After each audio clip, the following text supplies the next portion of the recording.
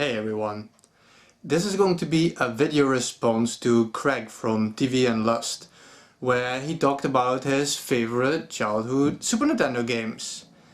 Now this is not gonna be some kind of stressy top 10 video or best of the best games ever. Some of these games, they're not even in my top 10 all-time favorite Super Nintendo games list, but these games just meant a lot to me, and while some of them are extremely good, I'm gonna try and focus a bit on the video games that people don't generally talk about a lot.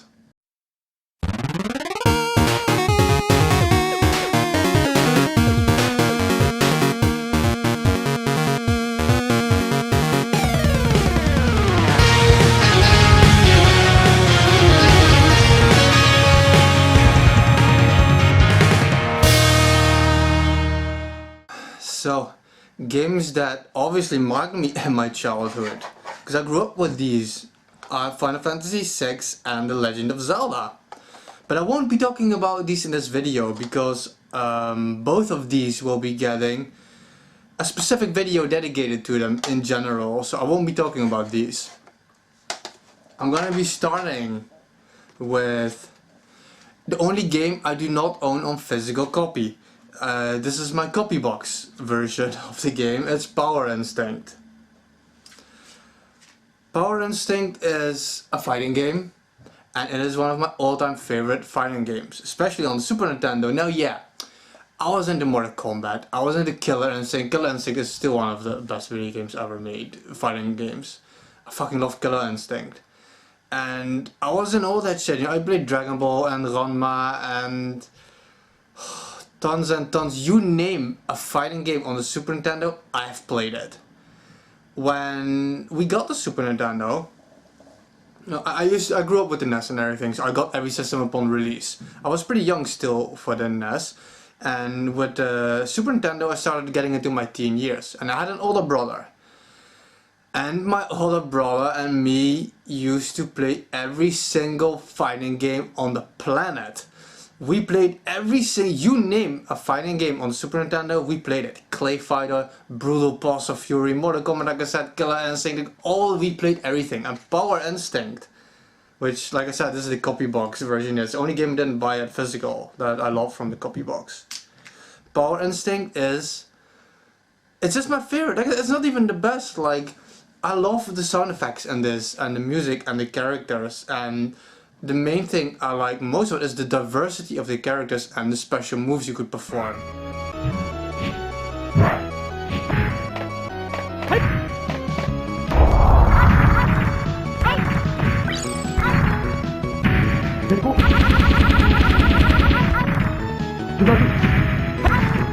And there's not a lot to say about it. It just means the most to me when it comes to fighting games on the Super Nintendo. It is extremely unique, and it is by far the fighting game me and my older brother played the most on the Super Nintendo. Another game I absolutely loved when I was younger is Sparkstar, also known as Rocket Knight in a lot of places on the Mega Drive. This was released on a lot of places. Sparkstar is a very simple, I would classify this as a die-hard Super Nintendo title. This is what you would find most on the Super Nintendo. These side-scrolling, look around, discover the world type games with a very cool, simple battle system. It's not a complicated game, and it's the game that I finished most likely when I was a kid. I've played this game non-stop all the time, over and over from beginning to end. I absolutely loved Sparkstar. I tried playing this again recently, and it is too monotonous for me to enjoy these days. I don't know, I still love it the second I turn the system on and I play Sparkstar.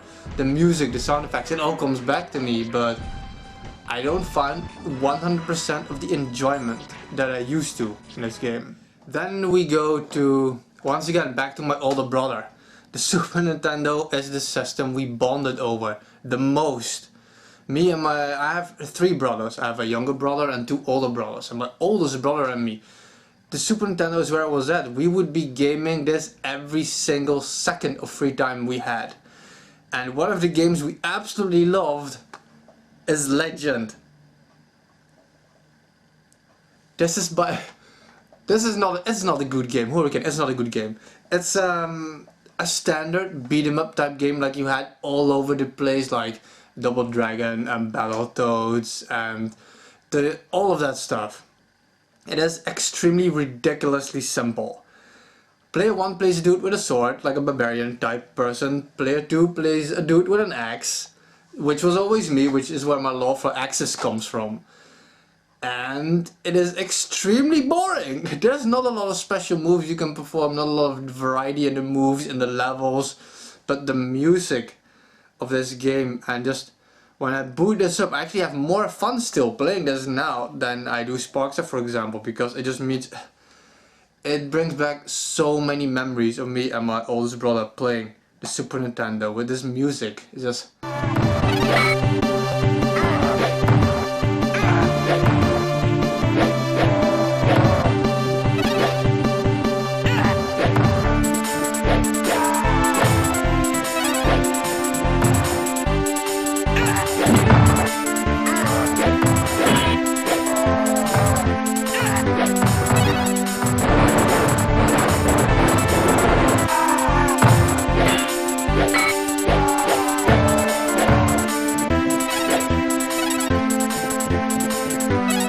go to one of my all-time favorite racing games ever.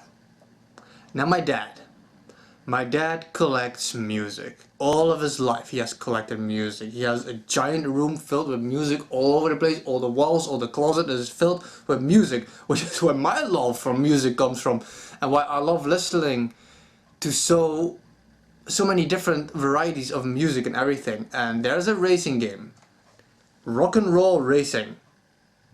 Rock and Roll Racing is an isometric racing game. Let's just say a la Mario Kart. You race, you have weapons and power-ups, you boost, and you can buy new cars. It's a space game basically. You're in space.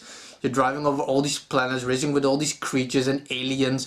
You can buy missiles and landmines and hovercrafts and jeeps and tanks, and all these different type of vehicles have different power-ups and the characters have different abilities, and it is fucking incredible. Now, me and my brothers played this game to death. Again, it's Super Nintendo, that's where it's at. Rock and Roll Racing. Now, why did I bring up my dad in this? Because this game has a fucking rock and roll metal soundtrack. It's not called Rock and Roll Racing for nothing. You've shit like Born to Be Wild and Paranoid from Black Sabbath and all these amazing songs translated into the Super Nintendo soundtrack. And this music is perfectly translated into this game, and it drives this game, and I love it to no end. The stage is set, the green flag drops. Rip about to blow. Jake jams into first.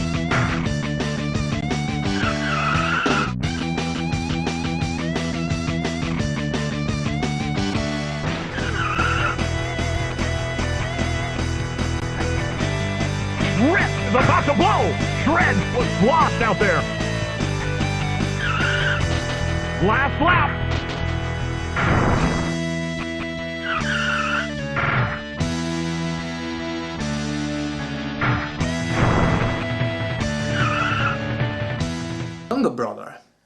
Younger by 2 years. He also plays video games. We're a video game playing kind of family, but not to the same extent as me and my oldest brother. We played video games non-stop. But me and my younger brother, there's a few games we enjoy together. Things like Mario Kart 64, GoldenEye 64. And you have to say GoldenEye 64 these days, not even GoldenEye anymore. So many GoldenEye games now, and nothing is in relation to the first game. Anyway, I digress. And there was a game on the Super Nintendo that he loved so much, which is Fireman, the Fireman. And I love this game too. It is one of the most unique games I've ever played. You play two firefighters in a burning building. It's an office building. I want to say at the end of the year, New Year's party or Christmas party, something like that. And you have to walk around extinguishing fires and saving civilians. And it is just wonderful. Now, me and my younger brother, you cannot really play, it's very weird, you cannot play this co-op. And me and my younger brother would play this all the time. And the enemies it's just flames and fire all the time. You can break glass. We love just breaking glass with the fire hose. And it plays a little bit like new Ghostbusters on the NES.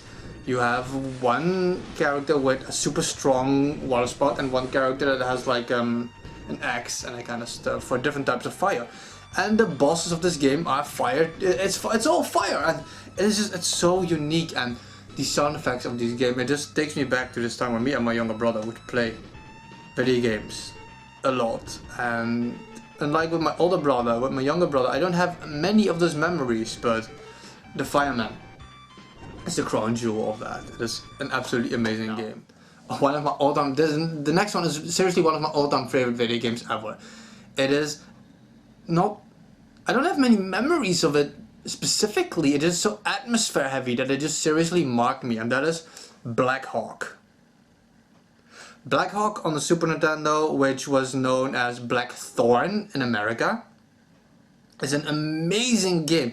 It's by Interplay, and it's a Prince of Persia, Apes Odyssey, Flashback, another world type video game. It plays basically exactly like that, but it's in a very dark setting. It's very demonic. There's demons everywhere. It has a very depressive atmosphere. It's really dark, and it's very ambient. And what I love about this is you play a dude with a shotgun. I just fucking love shotguns. I don't know why. I love shotguns. And the sound effects, once again, the Super Nintendo has so many amazing sound effects. I made a whole video about sound effects and all the sound effects that I love in video games. I'll put a link of that in the video description.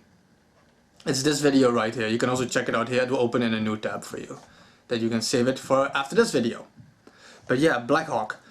It's just the atmosphere in this game, it is absolutely amazing, and it is one of my favorite Super Nintendo games.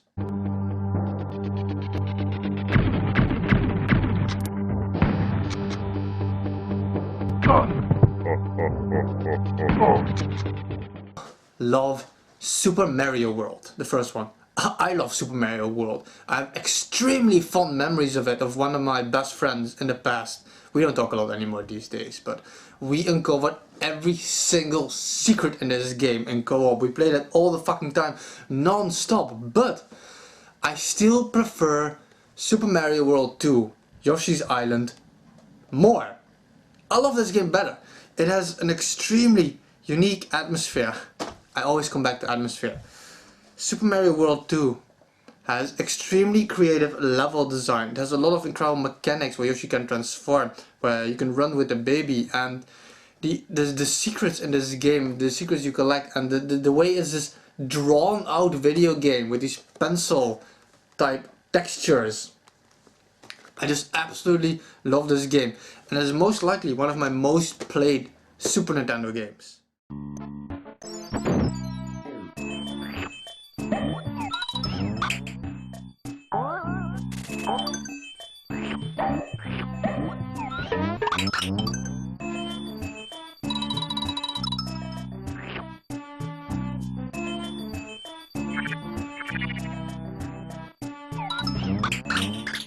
And talking about Super Mario World, a lot of people hail this as the holy grail of platformers of all time. While I understand this statement, for me, this title goes without a doubt to, let's zoom out a bit, this is a Super Famicom version, Donkey Kong Country 1. I don't know why so many people love 2 and 3 so much, because I've played them, but when you play Donkey Kong Country 1, you grow up with this shit, you know. You have Donkey Kong and Diddy Kong, and you have all these extremely atmospheric levels, all these animal companions, but then Donkey Kong Country 2 removes Donkey Kong first of all, and then in Donkey Kong Country 3, you're not even playing with anybody anymore. It's like, I don't know, I don't like it. This is where it's at for me. Super Donkey Kong 1. The atmosphere. This is the holy grail of atmospheres ever. This is top 3 favorite video games ever. This game is... When I used to play this as a kid, it would instantly transport me into a different world. All of these levels, the minecart levels, the temple levels, aquatic ambience, come on. And Winky, the animal companion that just vanished into nothingness. Poor Winky. Chrono Trigger. Final Fantasy VI, Secret of Mana. People live and die by these games. They are hailed as the best RPGs out there. But to me, there is one game on the Super Nintendo that means more to me than any other game on the Super Nintendo. This game is so big, it is so good, it is without a doubt one of the best RPGs ever made. Once again, top 5 favorite video games ever, easily. And that game is Secret of Evermore.